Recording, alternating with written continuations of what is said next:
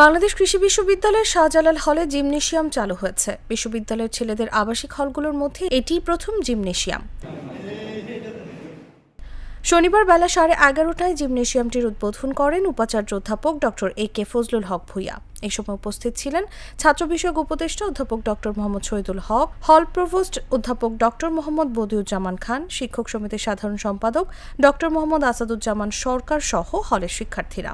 হল সূত্রে জানা যায়, অত্যাধুনিক সুযোগ সুবিধা সম্পন্ন এই জিমনেশিয়ামে থাকবে weight bench, sit up bench, round dumbbell, fixed dumbbell, jump rope, AB wheel, hand grip, exercise bike, mat, push up bar সহ অনেক কিছুই। তাছাড়া ঈদের আগে ট্রেডমিল যুক্ত হবে বলে জানিয়েছেন হল প্রভোস্ট অধ্যাপক ডক্টর মোহাম্মদ বদিউজ্জামান খান। হল প্রভোস্ট অধ্যাপক ডক্টর মোহাম্মদ বদিউজ্জামান খান বলেন, আমাদের হল থেকে বিশ্ববিদ্যালয়ের জিমনেশিয়ামটি অনেক দূরে, তাই আমি হলে একটি কক্ষ পরিষ্কার করিয়ে সেখানে জিমের ব্যবস্থা করেছি, যাতে খেলাধুলার পর শিক্ষার্থীরা জিমের সুবিধা নিতে পারে। আশা করি ঈদের পর ট্রেডমিল সংযোজন করতে পারবো।